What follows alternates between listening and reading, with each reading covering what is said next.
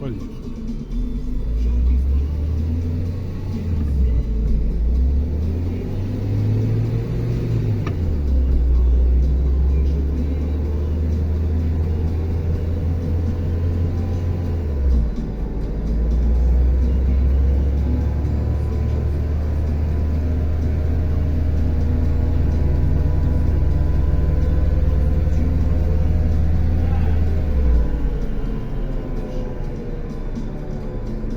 Что так крикнул?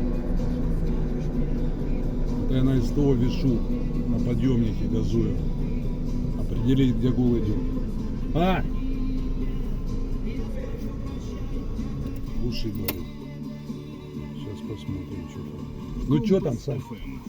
Всегда по пути.